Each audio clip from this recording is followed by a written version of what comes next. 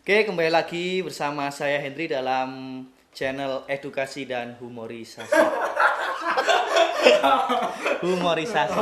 Oke, kali ini kita berada di kantor Baiti Janati, yaitu milik teman saya Agung Lilik Prasetyo. Halo fansnya Henry. Perkenalan singkat dari saya, mungkin nanti Mas Agung bisa menambahi. Jadi Agung ini adalah teman satu kelas pada saat kuliah saya. Jadi saya ini adalah seorang guru sekarang. Ya, Tapi iseng-iseng saya ingin membuat konten. Perkenalkan Mas Agung, silahkan. Ya, halo fansnya Henry. Aku temannya Henry, kuliah di salah satu perguruan negeri di Yogyakarta, Sebut saja. Universitas Negeri Yogyakarta. Oke, Nah, Pak Rektor, maaf. kebetulan aku kuliah 8 tahun ya teman-teman di jurusan yang sama. Jurusan apa ya? PGSD Penjas Iya, kebetulan. PGSD Penjas. Terus aku merintis sebuah usaha di bidang multimedia, khususnya fotografi dan videografi. Namanya Baiti Janati Fotografi. Sampai sekarang. Sekarang. Gitu. Oh, jadi kalian semua sudah tahu bahwa Mas Agung ini adalah owner dari Baiti Janati yang sudah tadi disampaikan. Nah, sekarang kita masuk ke pembahasan utama Mas Agung. Nah, di sini kan sebelum Mas Agung itu memulai usaha ini, kan harus ada alasan dulu. Nah, alasan kenapa kok dari jurusannya Mas Agung kuliah itu kan di PGSD Penjas ya tadi ya. Kenapa kok bisa lintas profesi ke dunia fotografi? Nah, berat banget ya. Ya ini awalnya aku kebetulan sekelas sama Henry. Berapa tahun dirimu kuliah? 4 tahun. 4 tahun ya. 3 bulan. 4 tahun 3 bulan lumayan ya. Nah, kita ada di jurusan yang sama kebetulan PGSD Penjas. Kemudian semester pertama dan kedua saya niat kuliah sekali. Niat kuliah ya, terkelihatan kok dulu dari pengen yang tertinggi pokoknya, karena aku seneng apa ya, kompetisi ya, makanya harus nomor 1 kayak gitu. Belajar terus apa namanya, IPK harus nomor 1. Gitu. Kalau bisa 4 lebih. 4 Padahal lebih. skalanya cuma sampai 4. Terus di semester 3 aku menemukan yang namanya kamera dan editing dan komputer ya. Nah, terus aku coba, ternyata guru kayak bukan duniaku deh. Passionku ternyata di kamera. Nah, itu titik balik kenapa aku terjun ke dunia multimedia. Nah, oke, sebentar. Kalau kita lihat dari penjelasan singkat tadi, kan dari hanya mengenal kamera langsung jatuh cinta. Apakah secepat itu? Gini, apa ya? Seiring berjalannya waktu paling mindsetku berubah. Mindset, bukan mindset. Pola pikir Oke. pikirku berubah. Nah, di semester 3 aku mulai keluar dari lingkunganku di UNJ. Aku cari lingkungan baru, dari mulai fotografer, kemudian pebisnis, para wirausaha. Aku masuk ke lingkungan mereka. Otomatis ada tambah ilmu, mindset baru, pola pikir baru yang mengubah sedikit demi sedikit pemikiranku. Yang awalnya aku kayaknya jadi PNS aja lah besok, yang enak. Terus tunjangan ada. Gitu. Tapi bukan berarti PNS nggak baik ya, pada apik semua, tapi ternyata seiring berjalannya waktu hatiku nggak ke situ. Nah, aku memilih apa yang aku inginkan. Aku memilih jalan hidupku yang harus aku pertanggungjawabkan sampai saat ini. Ya. Oke, tentunya dalam sebuah pilihan itu mesti ada pro dan kontra. Apalagi dari lingkungan terdekatmu, apalagi orang tuamu. Nah, itu bagaimana seorang Mas Agung ini meyakinkan orang tua bahwa, loh, iki loh Pak, ibu pilihanku yang kelak akan menjadi sumber rezeki untuk aku mengarungi hidup di dunia ini. Nah, gimana? Dunia yang fana. Dunia yang fana. Nah, ini sebenarnya orang tuaku, bapak ibuku itu pengen aku jadi PNS gitu loh. Tapi di sisi lain keluarga dari bapakku itu mereka itu emang keluarga wirausaha. Mungkin juga DNA itu turun ke aku. Nah, sedikit demi sedikit aku meyakinkan bapak dan ibuku, Pak, aku pengen wirausaha. Iya. Aku udah pencapaianku udah segini, aku dapat ini, aku pengen wirausaha. Kayak Simbah. Oh, Simbah. Kayak Pak D. Oh, Pak D. Pak D. Ada pembandingnya di situ. Nah, tapi mereka lama-lama lulus tuh. mm-mm. Tapi ada syarat. Syarat Harus lulus. Ya, ini ya. harus lulus. Harus lulus. Karena aku juga paham sih. Apa yang aku mulai emang harus diselesaikan. Aku juga tanggung jawab sih. Apakah Mas Agung sudah puas dengan pencapaian saat ini? Overall aku nggak pernah puas, Dri. Nggak pernah merasa nggak pernah puas. merasa puas. Jadi ini biar selalu belajar kayak gitu sih. Nah, yang ngono kuwi. Nggak pernah puas berarti? Nggak pernah puas. Oke. Berarti untuk kaum-kaum hawa yang di sana, ingat Mas Agung tidak punya kepuasan.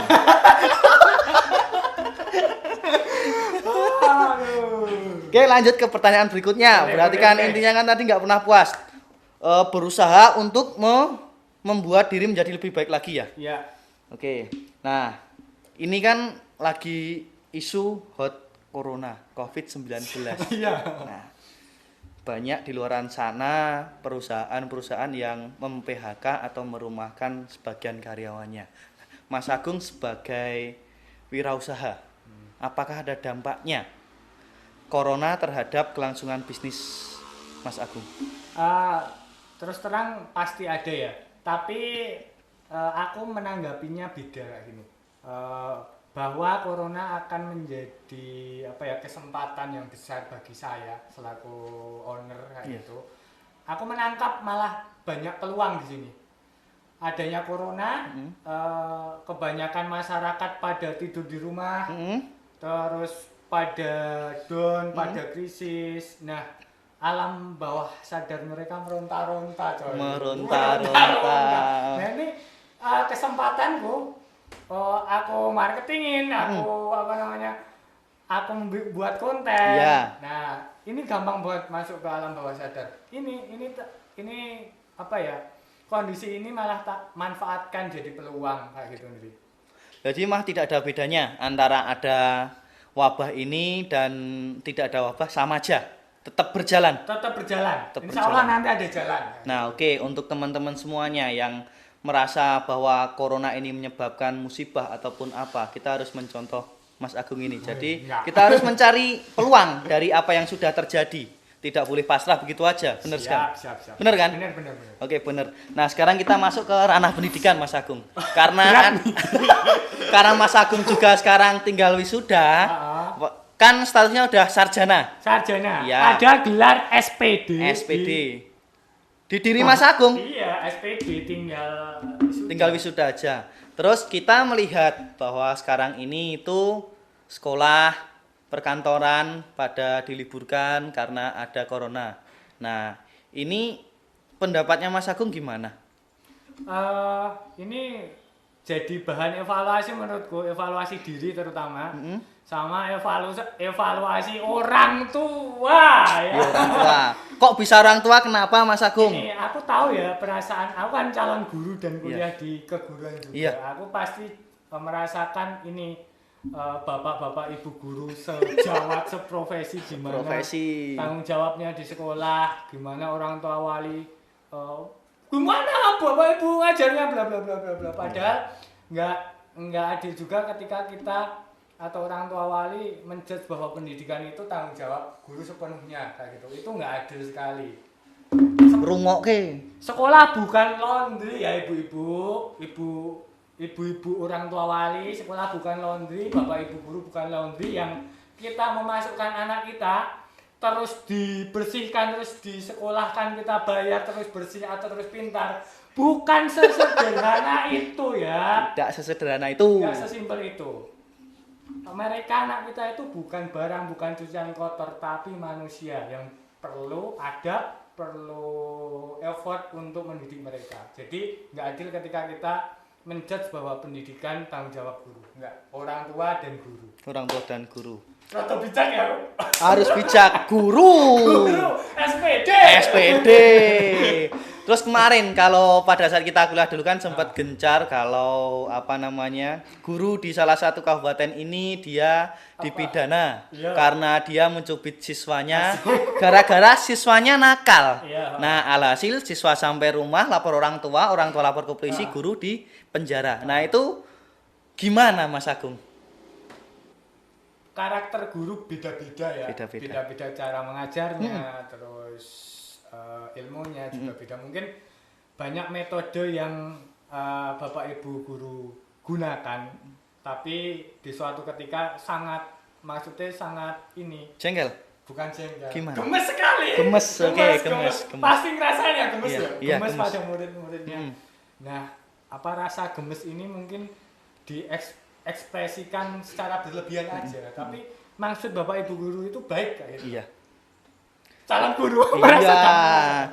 Jadi maksudnya guru itu mendidik anak itu dengan berbeda-beda, tapi tujuannya itu sama untuk mencerdaskan siswa, benar seperti itu. Iya, benar. Nah, sekarang baru merasakan kan di rumah ngajar anakmu seperti apa, itu baru satu anak. Apalagi kalau 32 anak, itu ada dalam satu kelas dengan karakter berbeda-beda Mas Agung. Gurunya cuma satu. Nah, itu sekarang rasakan kalian didik anak kalian sendiri. Nah, ini bukan menjat dan menyalahkan orang tua wali ya. Mungkin ini jadi bahan introspeksi untuk kita sebagai guru dan orang tua wali, biar kita semakin open minded gitu loh. Yes. Dan membuka mindset teman-teman, mindset. Nah, jadi aku malah ada kegelisahan ini. Gimana? Jadi kegelisahan tentang mindset guru dan mindset orang tua tentang pendidikan, tentang mendidik anaknya. Pertama dari orang tua. Banyak orang tua itu yang memaksakan dan menjudge bahwa oke, nah dirimu kalau jadi insinyur, jadi PNS, kamu adalah orang yang paling sukses di dunia. Nah, judge labeling itu yang sangat berbahaya buat anak-anak. Bisa jadi di dalam diri anak-anak kita siswa itu ada potensi yang jauh lebih besar, karena labeling tadi potensi itu mati. Kan kasihan banget kan gitu. Iya. Nah, itu. Nah, yang kedua dari sudut pandang guru. Ini ketika udah jadi PNS jangan sampai itu jadi zona nyaman teman-teman. Mentang-mentang udah aman gajinya, kamu nggak belajar lagi, kamu nggak baca buku, kamu nggak meningkatkan skillmu, padahal siswa-siswamu itu butuh sudut pandang yang baru. Butuh. Betul. Apa itu toh dunia? Gitu loh. Butuh inspirasi dari kamu. This is guru, this is. Oke. Really. Harus mengikuti perkembangan zaman. Ya, belajar, tetap jangan zona nyaman. Oke. Terus lanjut Mas Agung. Ini kan sarjana. Lagi sarjana olahraga yang sudah menjadi SPD. Nah, sekarang udah mempunyai kantor sendiri. Iya. Apakah waktu yang akan datang besok masih inginkah mengabdikan ilmunya ke sekolah ataupun ke mana gitu? Gimana? Sebenarnya banyak channel ya, banyak ruang untuk itu. Aku memilih ada impian untuk membuat sekolah sendiri. Membuat sekolah sendiri. Walaupun itu hanya untuk anak-anakku saya. Anak-anakku saya, iya. Anak-anak saya. Ini keresahan juga pada sistem pendidikan kita kayak gitu.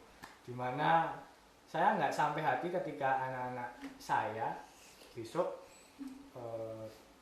masuk sekolah, mumet, pulang-pulang, Pak saya pusing, banyak mata pelajaran PPKN, IPA, matematika, bla bla bla bla bla.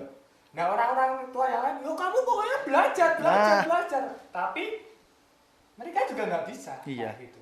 Terus guru-guru juga memaksakan bahwa anak kita harus seminggu itu bayangkan 12 makul mereka Iya, harus dicekoki itu. Gimana itu? Kasihan makanya atas keresahan itu aku punya cita-cita itu untuk bikin sekolah. Oh. Terus kalau untuk tanggapan yang Mas Agung ingin sampaikan kepada mungkin pemerintah tentang pendidikan saat ini, nggak Benar apa-apa, sekali, nggak benar apa-apa sekali. pemerintah. Kita berada di negara yang bebas mengaspirasikan pendapat kita, oke? Ya, oke. Ayo sekarang ungkapkan. Ini siapa kita sebenarnya?